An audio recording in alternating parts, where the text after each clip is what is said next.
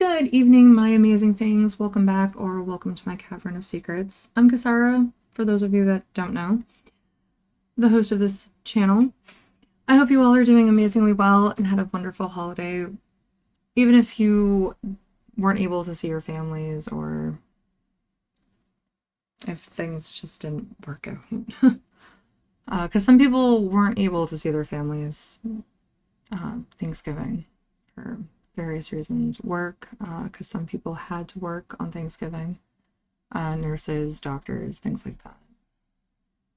And to the ones that had to work on Thanksgiving, thank you so much for your services because some of you help when people really need it on those days, on the holidays. It's actually hard to believe that it's already December, too, and the holiday season is upon us. Because for some people, the holidays have already started.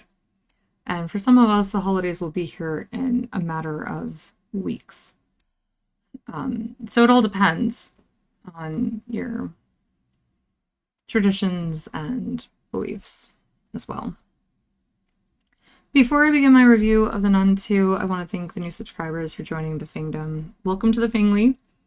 Enjoy the content. I make 2 videos a week, sometimes 3, it depends, but lately it's been 2.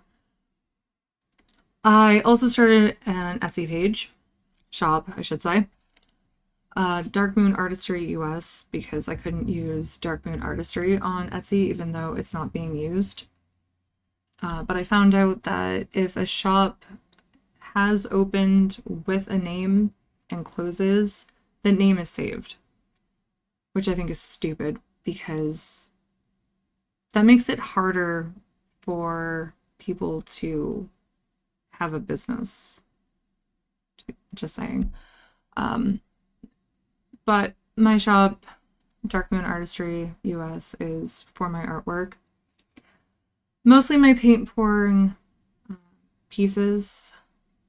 What that is abstract art, which I create using acrylic paints.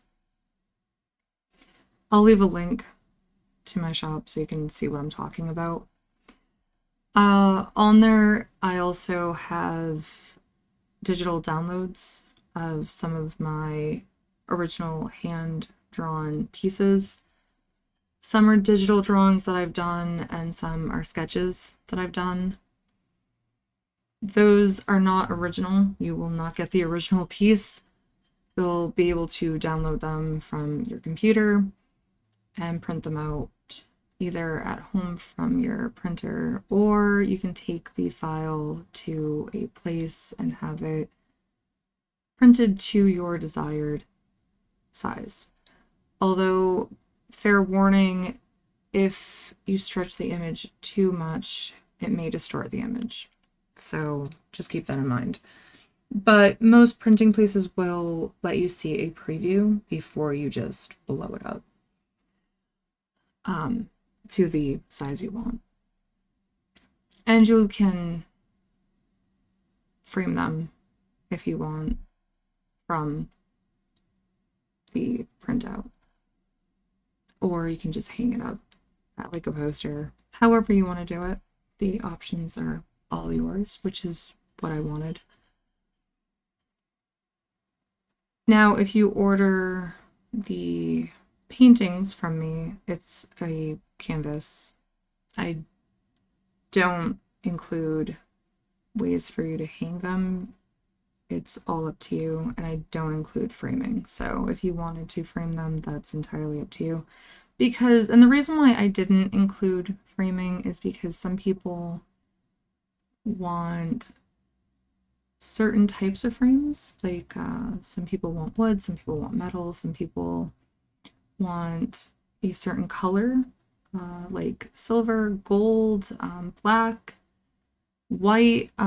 So I would rather leave it all up to you on what you'd want and what you think would be best with the painting. So I left it in your hands to pick out the framing on your own once you get the art from me. So that's pretty much what's on there right now. I'm hoping to have some ornaments up soon, so stay tuned for an update. I know I need to get them up very quickly because, like I said, the holidays are pretty much here,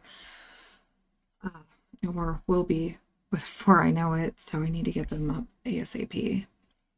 I'm also branching out and including some artwork I've created with AI, which I know is controversial for a lot of people, but I just started playing around with AI. I wanted to see what it could do with my artwork, my hand-drawn sketches and digital pieces. And I was actually impressed. So I've been still playing around with it, using my artwork to create some stuff with it. So basically, I'm mixing the two medias, and I love it. I'm having a lot of fun. So those will be up probably very soon, and I'm actually going to be putting them up at a discount because it's AI artwork and not really my own. So they're going to be at a discounted price, and you'll actually be able to use those for more. I don't care if you use them for t-shirts, mugs, cups, whatever. I really don't have a problem with it. My artwork, I actually have signed just because I don't want people selling it as their own and printing it out on multiple things, claiming it as their own art. So I signed all of mine. The AI, I won't be signing because, again, it's not really mine. I mean, I'm using my artwork in conjunction with AI, but it's not technically mine because I'm not actually drawing the pieces, so I don't think it's technically mine. Let me know what you think about all of that because AI is really confusing for me in terms of what is yours and what isn't. A lot of people say that it's free for everyone to use, so no one is attached to AI. Meaning anyone who creates anything with AI, anyone can take that and resell it because you don't hold the rights to it. And I don't know. That seems so fuzzy to me. I don't know. So let me know what you think about all of that. Anyways, I will be leaving a link, like I said, in the description for those of you who want to check out my shop. I am having a sale for the holidays and offering free shipping to help out during this time of year. Since I know the holidays can be crazy and tough finance wise, we're all trying to have enough money for gifts, and it can be very stressful trying to make sure we have enough to give out. And I honestly think that we forgot the meaning behind this time of year. It shouldn't be about what we give, but the fact that we gave something.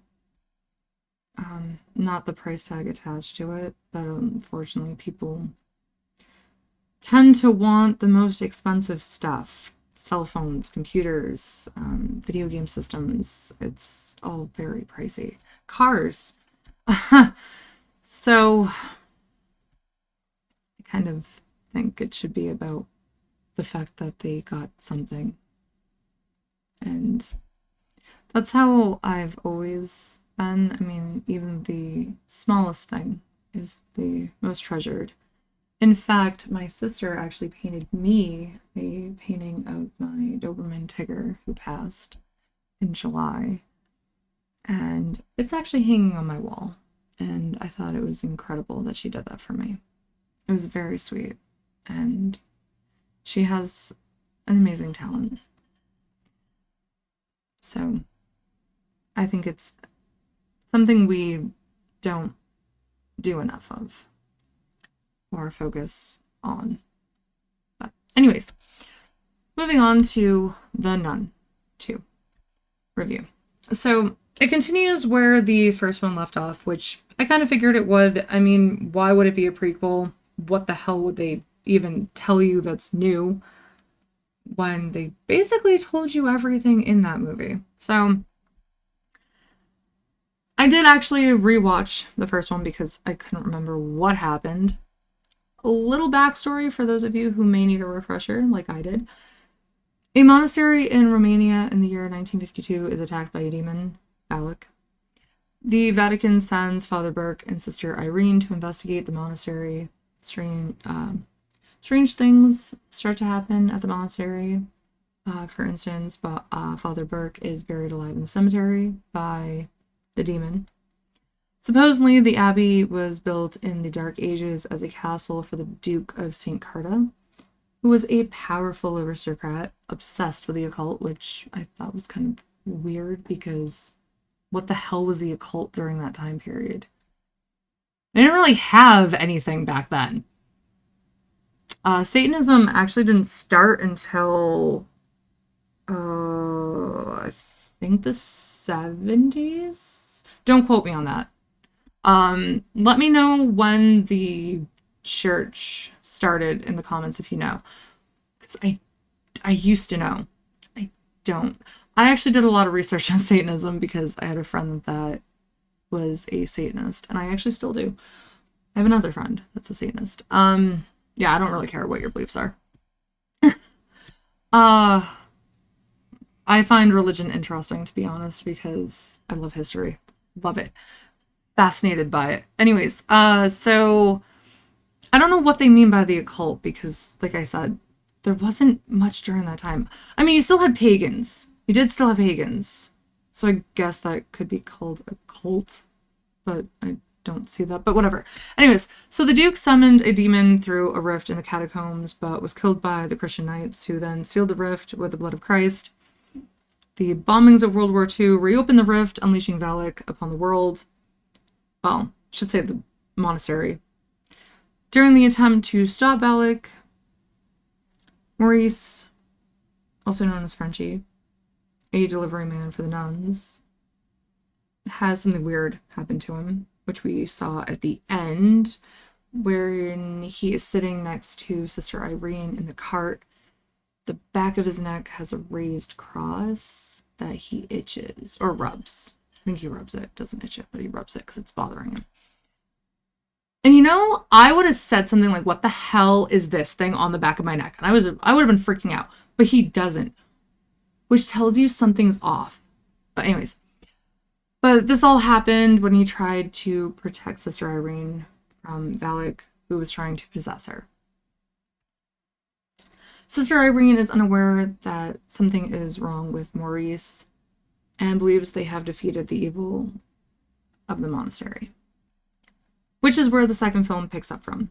The new movie starts in 1956, where a church in Tarascon, France, I don't know if I'm pronouncing that correctly, I do apologize, is attacked by a demonic entity. And I'm going to try to keep this spoiler free, so I'm not delving into too much of the details because I don't want to ruin the movie for you. Maurice and Sister Irene part ways at the end of the first film, beginning of the second one. Irene went to a convent in Italy, and Maurice took a job at a boarding school in France where he basically is like the handyman. He befriends a student named Sophie and her mother Kate, who is a teacher at the school. Sophie is bullied by some of the girls there, and Maurice kind of guides her and looks out for her. The film centers around Sister Irene trying to uncover the strange deaths of nuns and priests in different parts of Europe that are starting to pile up, especially since they're dying in ways that are similar to those of the monastery in Romania. Sister Irene also has visions of Valak, which leads her to believe that the demon is still alive and behind the deaths, but uncertain how they're all connected and why the demon is interested in these specific people. Because Valak isn't killing every nun and priest across the land, but specific ones. Now I'm going to get into spoilers. So, if you haven't seen the movie, it's available to stream on Max. The Nun is also available to stream on Max, so you can actually make it a double feature if you want, especially if you don't remember the first one like I didn't. And that might actually be fun. Okay, so spoiler time. We learn that Valak is searching for the eyes of St. Lucy or Lucia. Lucia is Latin for Lucy, so depending on location. St. Lucy, we learn, was a woman who was forced to marry a pagan but refused, so the pagans supposedly tortured her by setting her on fire and gouging out her eyes, according to the story in the movie. I believe, I could be wrong. She didn't burn when they lit her on fire, which was a miracle, and supposedly could conduct miracles from the grace of God. And she's the patron saint of the blind because she couldn't see because they took her eyes. So the problem I had with Valak searching for the eyes of this saint was the fact that we never got a reason why.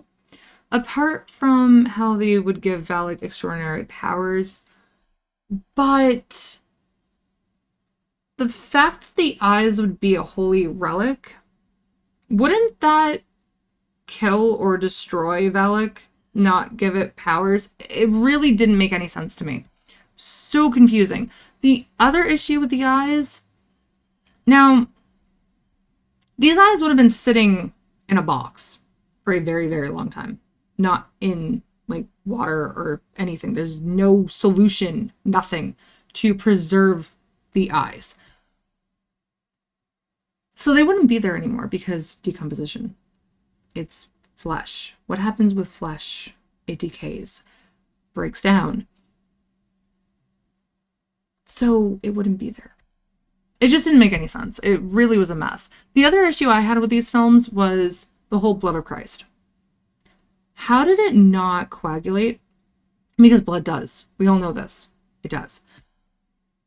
Especially sitting in a container for however many centuries by the time it was used. It just doesn't make sense. A lot of issues, these two films, but I guess you're not supposed to think about this type of stuff. You're just supposed to watch and go, wow, okay. I guess. I don't know. Anyways, I did do a video about St. Lucy, but I don't think I explained the background of her. I don't know, honestly. However, if you're interested in learning about the holidays, Santa Lucia Day, or St. Lucy Day, you can check out the little card above me, which is perfect for this time of year because it is celebrated this time of year. Kind of like Christmas, but different. And I think it's an interesting holiday. Anyways, for what the movie was, I'd give it a 4 out of a 5. I mean, it had some interesting elements. I liked the... I don't know what the hell I liked about it. Okay, I like the boarding school aspect. I thought that was a really creepy place. I didn't like how they didn't do enough character building for some of the side characters. I mean, the bullies, yeah, you kind of knew they were bullies, but I kind of wish they did a little bit more backstory or explanation or some type of character building for them, but didn't. Just they were bullies. That's kind of crap, but whatever. The headmistress or master or whatever the hell you want to call her, I don't know what they called them back then, but the woman who ran the school, I kind of wish they gave more of a backstory of her instead of doing it after, or I think they did a little before, but not enough. I was really disappointed in the character building. They kind of rushed, which is what we do today with movies. We don't do enough character building. We kind of just have one thin plot and just put a bunch of action or jump scares in this case, because horror movies have jump scares. I I did like Sister Deborah, but again, I wish they did more backstory with her, but they didn't do enough character building. They didn't tell us enough about her. I wanted more info about her childhood and her mom, because she did talk about, I think it was her mother. And I know they explained some of why she was put in the convent, but I just wanted more info, instead of this like little neat little package. I don't know. I like more details for characters than what they give in movies today.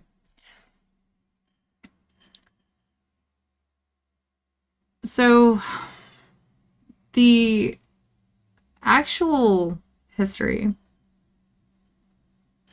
of the monastery, I actually researched into, because I'm a history junkie. I love history. I research everything when it comes to movies, especially if I think there might be some fact to it. Especially when they say based on a true story, I always look into the true story. So this was no different. The story behind the monastery in Romania that Ed and Lorraine Warren visited that inspired the movies had nothing to do with the demon. I'm sorry to disappoint those of you who were hoping for that. Instead, what actually happened was there was an affair between a nun and a monk within the walls of the monastery. And when it was discovered, this love affair, the monks, and I don't think it was just the monks, I think it was the entire group, the nuns and the monks, decided to brick her up alive within the walls of the building for her crime. Which I thought was kind of messed up, because it takes two people to do the deed. Just saying. Yet they only punished her for it, as if it was all her fault, or the temptress, as they say women are. Anyways, so she supposedly haunts the monastery, and why the Warrens were called in, which was terrible, if you ask me. And if it is haunted, I'm not surprised. I would haunt the shit out of that place, too, if that happened to me. Because that is such crap. And I'd probably target the guy's family forever. Because he didn't stop it. I mean, come on. And nothing happened to him, so what the hell? That's not fair. That's bullshit. So what do you think of the two films? Are you a fan of religious horror movies? And what do you think of religious horror films? I'm actually not really a fan of them, which not really surprising, probably. I find them very cliche. They pretty much have the standard God is good, devil's bad, pretty much in every single one of them. And a lot of them get really preachy. And most of them always have possession, which I'm so sick of. I'm so bored of it. I need something else. Just give me something else besides possession, please. Anything. However, some of them are pretty good. I will say that. Even with the jump scares. Because, we all expect them and anticipate them. But the reason why I like some of them is because of the creepy aesthetics that they bring forth. Like the Conjuring movie. That movie was creepy as hell. I don't know. That movie still freaks me out every time I watch it. Insidious is another one that was pretty creepy. I actually think the whole franchise is disturbing. Especially that song, Tiptoe Through the Tulips, by Tiny Tim. His voice is unnerving. I'm not sure what it is, but it's just unsettling every time I hear it. It just sends shivers down my spine every time I hear it. I don't know why. Not sure. Another movie that I actually like that is one of my favorite religious horror movies is The Exorcism of Emily Rose. That is my absolute favorite. And it's probably because of the court aspect. I like law. I'm very interested in it. I actually took well, I didn't take law. I minored in it. I minored in criminal justice because of forensic psychology in college. Uh, so yeah, there's a few religious horror movies that I actually like. And no, I don't like The Exorcist. That movie, for some reason, yes, it scared me when I first watched it as a child, but that was for different reasons. Watching it as an adult, for some reason, I can't stop laughing. I just don't find it terrifying. I find it so bizarre. And it's probably because I full-heartedly believe mental illness is really the and I don't like how it's portrayed as possession, and I don't like how it's portrayed. But that's maybe why, I don't know. But it just doesn't, it bothers me. That's why I find it kind of humorous in terms of what is portrayed. It's disgusting what's portrayed in it, but it's so bonkers because it's impossible. The human body could never go through what that girl goes through in The Exorcist and live. The girl would be dead. I'm sorry, but it's just so preposterous. That's partially why I don't like the movie. It's just so bizarre. I prefer The Exorcism of Emily Rose. I actually found that more realistic. And I liked how they pleaded the mental illness case, and I thought it was much well done. And yes, it is based on a true story, and I actually did talk about that as well. If you're interested, you're gonna have to search for it because I don't think I can do two cards up at the top. But we're getting a little too much into religion. Anyways, so what else? Yeah. Speaking of Insidious, because I'm going back to Insidious, I will be reviewing the new Insidious movie because I did actually watch the new one. I love the Insidious movies. Absolutely love them. So, of course, I watched the new one.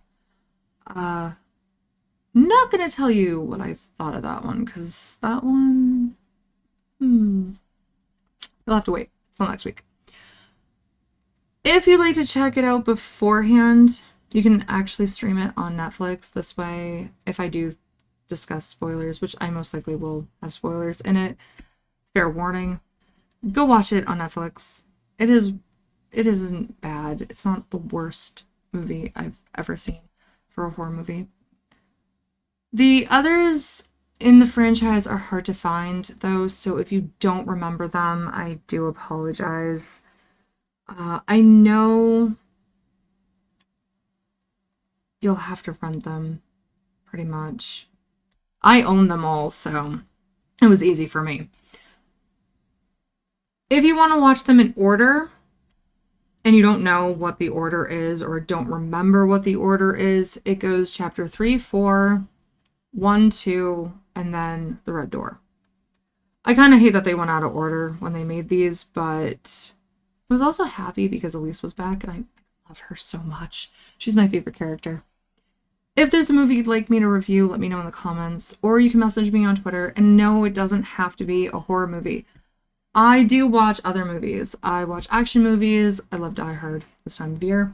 Lethal Weapon is also a favorite this time of year. Not a big Mel Gibson fan, but I do like those movies. Um, and I also like, I don't mind some superhero movies, but for the most part, I'm not a huge superhero fan for movie wise. I love the comics, I just don't like the movies. They're kind of cheesy. And it's just one thin plot with a bunch of action, very little character building, and it's just, ugh, I just don't like them. Not a big fan. I hate to say that.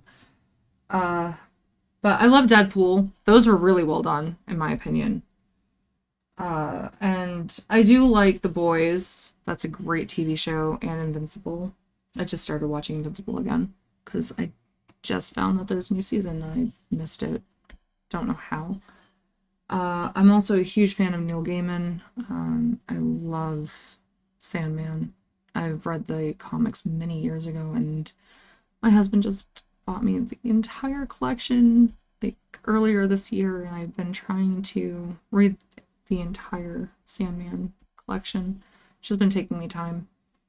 Um, I also like fantasy. I love The Witcher, but not the TV show. This TV show is trash. I read the books, well, the first two. I played the games first, and I love the games. Love the games. Yes. Anyways, so I like all kinds of stuff. So if you're not a huge horror fan, that's fine. If there's a horror, like a different type of movie, not horror, but if there's another type of movie that you want me to review, or maybe I already watched it and you want to know what I think of it, that's fine too. Let me know in the comments, or you can message me on Twitter or X, whatever the hell you want to call it. Same thing goes with video games. I play a wide range. I'm not a huge horror video game fan. I will admit that. I don't like third person with horror video games. I prefer first. And unfortunately, most video games that are horror based are third, which pisses me off. I don't like it. I don't like seeing a person in my way. I want to see everywhere around. Plus, I like first person shooters, so it's more smooth for me than the controls of third person. I don't like it for horror, anyways. I wish they were first, but that's me. A lot of people like the third person perspective. I think it would be more terrifying in first. Come on, Resident Evil in first person. Zombies coming right in your face, like coming right at you in your face. I would freak me the hell out. But no, they're not. So it's not as scary, and I find them kind of boring, to be honest. I don't like Resident Evil. I tried playing it, the original first one, and I found it boring as hell. I didn't like it. And I'm sad to say that. I wish I could make it first person. It'd be more entertaining. Same thing goes with Silent Hill, Alone in the Dark. Yeah. Just not happy. Alien Isolation freaked me the hell out, just letting you know, and I haven't gone back. And it doesn't work on my computer anymore. I'm not happy about that either. Because I probably would try to go back. But that's horror games. I'm not particularly fond of them, just because of the control. And I'm kind of a coward. I don't like getting scared. I like being able to shut it off, and I can't with video games because I have to save, and I don't like it. I don't like how I have to run to a save point. I want to just shut it off. So anyways, there's that. Now you know the truth. You know the truth of why I don't like the horror video games. I prefer JRPGs, and I love RPGs. I like first-person shooters too. Borderlands, I want to say was my first. No, it wasn't. No, it wasn't. My first-person shooter was an old Nintendo 64 one. If you know the name of it, congrats. because I don't remember the name of it. If you know the name of it, let me know in the comments. Let me know in the comments below. The second first-person shooter was Halo. Yes, I played Halo. And yes, I love Halo, but at the same time, I hate Halo. I have a love-hate relationship with Halo. Halo is a very difficult game to play for me. It is so fucking difficult. But I love it. I love the aliens. My god, are they cool. My favorite are hunters. I love hunters. They are so sick looking. I love them. My other favorite are elites. The grunts are hilarious. I hate the brutes. Brutes suck. I love the ships. The ships are so cool. The scarab is pretty cool. So yeah. My other is Borderlands. As you know, I've played Tiny Tina's Wonderlands. I might show you Borderlands, like the original Borderlands, and go up from there. I didn't like the pre-sequel. That game sucked, but yeah, that's neither here nor there. So yeah, if you have a video game that you particularly would like me to play, and if it is a horror game, that's fine. And if you want me to try, I will see if Alien Isolation will work. I doubt it, but I will see. If it does, I will let you know. I did get past one part, and I made it to when the alien comes down from the ceiling and scared the shit out of me. Yeah, that was not fun. I freaked the hell out.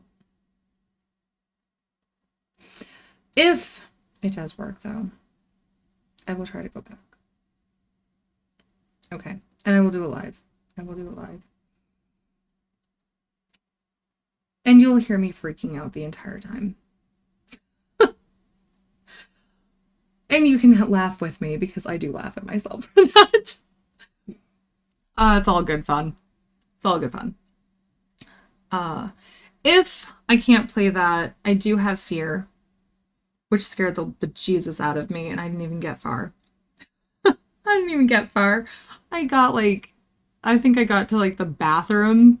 I think it was a bathroom. There was a bunch of mirrors. That's all I remember. And a cutscene broke out, and you saw the girl with the long hair, and I freaked the fuck out. And I said, "Nope, I'm done. I'm done." Yep, the ring chick scares the shit out of me, and I just saw her, and I went, "Nope, I'm done." The girl looks just like her. Okay, nope. I haven't played the game since. But if you would really like me to play a horror game, just let me know in the comments. I do have first-person ones. I have Doom. I do have Doom.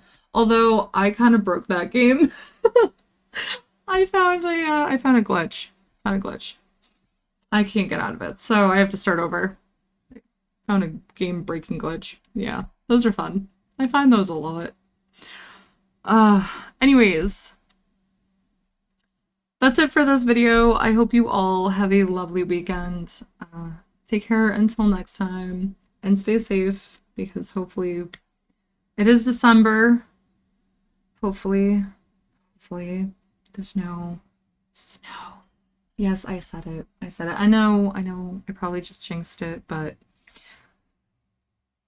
it is December. It's bound to happen at some point. Not a big fan of it anymore. I used to. I don't mind when it's like a dust and it covers the trees because it looks really pretty. But I don't like the cold. Okay? I used to never have a problem with the cold, but the neuropathy, god damn, does it hurt my hands. Don't like it. Don't like it at all. Hate it. So,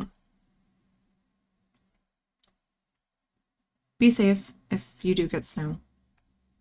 And stay warm if it gets cold. Because I live in New England, it does get cold. And I don't like it. I don't like it. And I'm finding that my dog does not like it either. My rescue does not like it either. He came from Texas. Doesn't like it. Does not like the cold. He runs warm though. So there's that. lucky. I don't run warm, unfortunately. My husband says I'm cold-blooded because I'm cold a lot. Yeah, once I get a chill, I can't get rid of the cold feel, and I don't like it. But anyways, so stay warm, stay safe, and have a wonderful weekend. Take care until next time. Bye, everyone.